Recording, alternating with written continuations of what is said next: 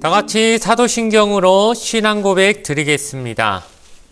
전능하사 천지를 만드신 하나님 아버지를 내가 믿사오며 그 외아들 우리 주 예수 그리스도를 믿사오니 이는 성령으로 잉태하사 동정녀 마리아에게 나시고 본디오 빌라도에게 고난을 받으사 십자가에 못 박혀 죽으시고 장사한 지 사흘 만에 죽은 자 가운데서 다시 살아나시며 하늘에 오르사 전능하신 하나님 우편에 앉아 계시다가 저리로서 산 자와 죽은 자를 심판하러 오시리라.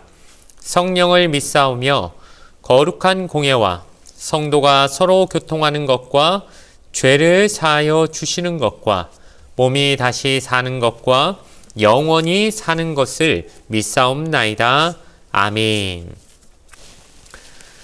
오늘 우리에게 주신 하나님 말씀은 구약성경 민수기 9장 17절에서 18절까지 말씀입니다. 구약성경 210페이지에 있는 민수기 9장 17절에서 18절의 말씀, 구약성경 210페이지에 있는 민수기 9장 17절과 18절 말씀을 제가 읽어 드리겠습니다.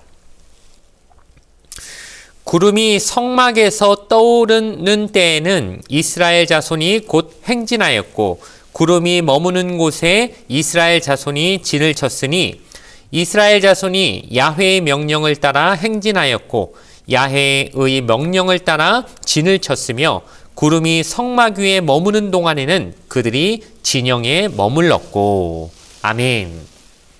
오늘 주신 말씀을 가지고 말씀 내비게이션이란 제목으로 잠시 말씀의 은혜를 함께 나누도록 하겠습니다.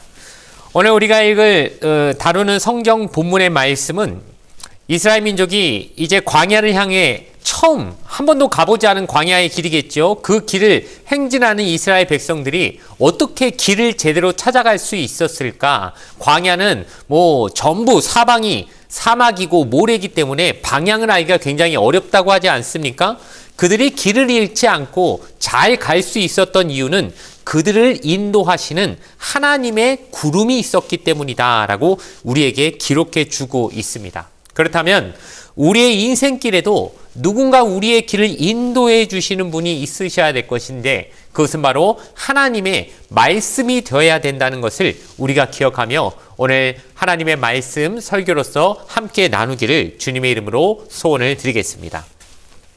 얼마 전에 제가 운전을 하면서 평소에 아주 자주 다니던 길이 있었습니다. 그래서 굳이 내비게이션을 켜지 않아도 항상 많이 다녔던 길이기 때문에 이 길은 주로 내비게이션 안 켜고 잘 가던 길이었는데 하필 어느 날 내비게이션 한번 켜볼까 하고 그걸 켜고 가다 보니까 이상한 곳으로 인도를 해주는 겁니다. 이제 한참 지금 차선이 한 3차선, 4차선으로 가고 있는데 좌회전을 받으라. 조금 몇백 미터 앞에 가서 좌회전을 받으라. 이렇게 갑자기 그런 안내가 나오니까 순간적으로 갈등을 좀 했습니다. 이게 괜히 이 차선을 한참 옮겨야 되는데 그냥 내가 알던 방향, 내가 평소에 자주 달리던 방향이 아니까 아는 길로 갈까 하다가 그래도 이 내비게이션이 이렇게 인도하는데 뭐가 있지 않을까. 그리고 또 예상 시간을 보니까 평소 그 정도 거기까지 가는데 걸리는 시간에 절반 정도밖에 걸리지 않는 그 짧은 시간 안에 도착할 수 있다라고 그렇게 안내를 해주니까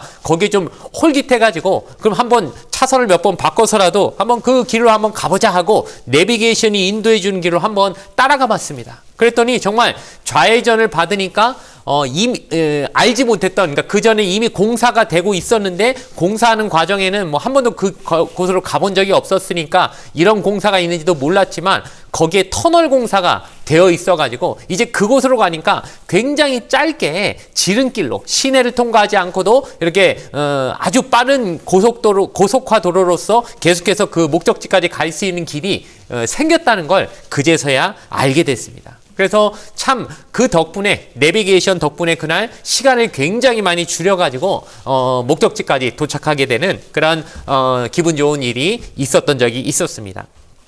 마찬가지로 이스라엘 백성도 그 신의 광야에서 하나님의 말씀을 이제 십계명을 비롯하여 하나님의 말씀 율법을 받고 나서 그들이 그곳에서 유월절을 지킨 다음에 본격적으로 광야를 향해 행진하는, 즉 약속의 땅인 가나안을 향해 나아가야 됐을 것인데, 그들은 어디로 가야 될지 갈 바를 알지 못함에도 불구하고 하나님이 구름 기둥을 통하여서 구름을 따라 움직이라고 약속해 주셨기 때문에 그 구름 따라 움직였더니 길을 헤매지 않고 광야에서도 마치 내비게이션을 가진 것처럼 하나님의 그 원하시는 방향으로 잘 나아갈 수 있었다는 것을 우리는 알게 되는 것입니다. 오늘 본문의 말씀을 보면 이스라엘 백성들은 야훼의 구름이 인도하는 대로 따라 움직였다 이렇게 말씀하고 있죠. 그래서 야훼의 구름이 가는 방향을 따라 행진했으며, 또 멈추라고 하면, 그 구름이 멈추면 이게 멈추라는 신호구나 생각하면서 또 거기 멈춰가지고 장막을 치고 거기 머물렀다는 것이죠. 그러니 그야말로 하나님의 그 구름으로서 이스라엘 백성을 인도해 주셨다는 걸 우리는 알 수 있습니다. 하나님은 광야를 다니면서 밤이나 낮이나 하나님의 구름을 통하여서, 또 밤에는 불기둥을 통하여서 하나님의 명령을 순종하며 이스라엘 민족이 움직였기 때문에 그들은 내비게이션 없이 방향도 없고 뭐 표지판도 없고 길도 없고 어디로 가야 되는지도 모르는 그 광야에서 길을 헤매지 않고 하나님이 인도하는 대로 따라 나갈 수 있었다는 것이죠. 즉 우리가 그 내비게이션에 보면 주로 우리가 잘 알지 못하는 어떤 한 여성의 음성이 나오지 않습니까? 뭐 몇백 미터 앞에서 좌회전하십시오. 몇백 미터 앞에서 우회전하십시오. 근데 우리가 한 번도 보지 못한 여성의 음성이지만 그 음성의 귀를 쫑긋하고 그 인도해 주는 대로 가야 목적지에 잘 도착할 수 있듯이, 하나님께서는 구름이라고 하는 내비게이션을 통하여 방향을 이쪽 저쪽 멈춰라 서라 가르쳐 주시면서, 또 하나님의 명령을 음성으로서 모세를 통해 야 너희가 더 이쪽으로 가야 된다 저쪽으로 가야 된다 이렇게 마치 안내양의 음성처럼 우회전하십시오 좌회전하십시오 하는 그 소리를 듣게 하듯이 그렇게 하나님의 음성으로 들려주셨기 때문에 이스라엘 민족은 헤매지 않고 목적지인 가나안 땅을 향해 곧게 나아갈 수 있었다는 것을 우리는 알 수 있는 것입니다. 뿐만 아니라 성경에 보면 하나님의 말씀 하나 붙잡고 한 번도 가보지 못한 곳으로 나아갔던 경우가 또 있지 않습니까? 우리가 잘 아는 창세기 12장에 나오는 하나님이 갈대아 우르 땅에 살고 있던 아브라함을 부르시는 장면에서 하나님이 그 아브라함을 부르실 때 아브라함은 고향 땅에 살고 있었지만 그 창세기 12장 4절 말씀 보니까 이에 아브라함이 야훼의 말씀을 따라갔고 롯도 그와 함께 갔으며 아브라함이 하란을 떠날 때에 75세였더라 이렇게 기록하고 있지요. 한 번도 가보지 못한 땅입니다. 본토 친척 아비를 다 떠나서 나만 따라와라 하고 하나님이 명령하셨을 때 아브라함은 한 번도 가보지 못한 곳인데 누구 믿고 갔겠습니까? 그저 하나님의 말씀 하나 붙잡고 한 번도 가보지 못했지만 그래 그곳이 하나님이 나에게 주신 약속의 땅이고 그곳에 가면 나에게 정말 많은 자손을 주실 것이고 땅을 주실 것이고 복의 근원이 되시게 하시겠다는 하나님의 약속이 있으니까 약속 하나 붙잡고 가보지도 못한 그곳을 향해 생경한 그곳을 정말 말씀 내비게이션 하나 붙잡고 그거 인도 따라 나아갔던 것을 우리가 알 수 있고 그랬더니 하나님이 그를 믿음의 조상으로 삼으셨다는 것도 우린 잘 알게 되는 것입니다. 신약 시대도 마찬가지로 정말 두렵고 무섭지만 하나님의 약속 하나 믿고 말씀대로 내가 이루어지길 바랍니다라고 믿음으로 살았던 순종의 여인, 대표적으로 누가 있냐면 바로 예수님을 낳았던 육신의 모친으로서의 마리아가 있습니다.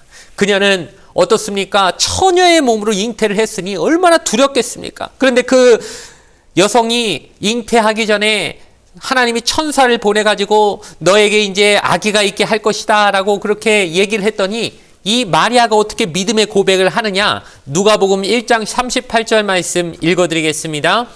마리아가 이르되 주의 여종이오니 말씀대로 내게 이루어지이다 하매 천사가 떠나가니라. 아멘. 여러분 그 당시 시대는 처녀가 함부로 이렇게 막 배가 이렇게 나오면요 그냥 그 자리에서 돌로 맞아 죽는 목숨이 생명의 위협이 그냥 코앞까지 바로 미칠 수 있는 상황이었습니다. 이거 그냥 우리가 봤을 때는 뭐 그렇게 순종했나 보다 대충 생각할지 모르겠지만 마리아는 정말 목숨 걸고 주의 여종이오니 말씀대로 되길 원합니다라고 그렇게 고백했다는 걸 우린 꼭 기억해야 하는 것입니다. 그러니 그런 순종이 있었기 때문에 예수 그리스도를 또 이 땅에 태어나게 만드는 통로로서 그 육신의 모친으로서 그런 역할을 감당할 수 있었다는 것을 우리가 기억하며 주님이 그 순종을 통해 이 땅에 오신 것이지 불순종했으면 그 우리의 구원자인 예수님도 그 방식으로는 우리에게 올 수 없었다는 것을 기억하면서 하나님이 쓰시려는 사람은 순종의 시험을 통과해야만 한다는 것을 꼭 기억하는 저와 여러분이 되어야 할 줄로 믿습니다. 이제 말씀의 결론을 내리려고 합니다. 이스라엘 백성이 한 번도 가보지 않은 그 광야길을 행진하면서도 표지판 하나 없고 어디로 가야 되는지 사방은 쭉 모래밖에 없는 어디 방향이 어느 쪽으로 가야 되는지 알 수가 없는 도통 그런 곳에서도 길을 헤매지 않고 나아갈 수 있었던 이유는 하나님의 구름이 있었기 때문이고 그 구름을 따라 명령을 따라 가나안을 향해 나아갔기 때문에 그들이 목적지인 가나안 땅에 잘 도착할 수 있게 되었다는 것을 우리는 기억해야 할 줄로 믿습니다.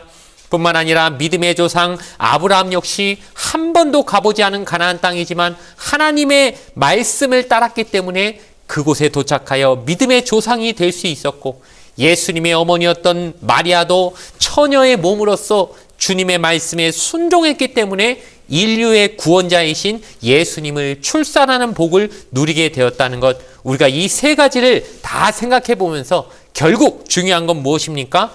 말씀이구나. 말씀이 우리의 길이 빛이 되시고 내 발의 등이요 내 길의 빛이니이다 라고 시편의 저자가 얘기했던 것처럼 우리 앞에 말씀이란 빛이 없으면 이 깜깜한 세상에 절대 인생의 방향을 찾을 수 없다는 것을 우리가 생각하며 누구나 인생은 다 초행길이지 않습니까? 70살 먹은 분이나 10살 먹은 사람이나 그 인생은 처음 살아보는 것이기 때문에 내가 어느 길로 가야 되는지 나는 알 수 없고 어디가 맞는 길인지 우리는 도저히 한 번도 경험해보지 못한 곳이지만 우리의 완벽한 내비게이션이 되시는 하나님의 말씀을 따라 순종하며 따라가면 그 목적지는 반드시 하나님이 주시는 축복과 평안의 곳이 될 것이라는 사실을 기억하며 그 복을 전부 다 누리게 되시는 저와 여러분이 되기를 주님의 이름으로 간절히 축원을 드리겠습니다.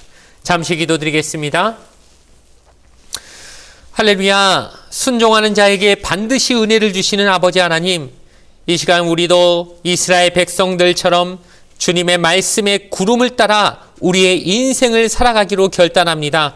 아브라함처럼 야훼 하나님의 말씀을 따라 인생을 살아가게 하여 주시었고 주님의 말씀이라면 죽기까지도 감당하며 순종하겠노라 약속했던 마리아의 고백처럼 주님의 뜻을 이루어가는 통로로 살아갈 수 있게 하여 주시옵소서. 오직 야훼의 말씀만 따라 살아가게 하여 주시고 주님을 더욱 사랑하는 인생이 될 수 있게 주여 축복하여 주시옵소서. 예수님의 이름 받들어 간절히 기도드리옵나이다. 아멘. 주기도문으로서 예배를 모두 마치겠습니다. 하늘에 계신 우리 아버지여, 이름이 거룩히 여김을 받으시오며 나라가 임하시오며 뜻이 하늘에서 이루어진 것 같이 땅에서도 이루어지이다. 오늘 우리에게 일용할 양식을 주시옵고 우리가 우리에게 죄 지은 자를 사하여 준 것 같이 우리 죄를 사하여 주시옵고 우리를 시험에 들게 하지 마시옵고 다만 악에서 구하시옵소서. 나라와 권세와 영광이 아버지께 영원히 있사옵나이다. 아멘.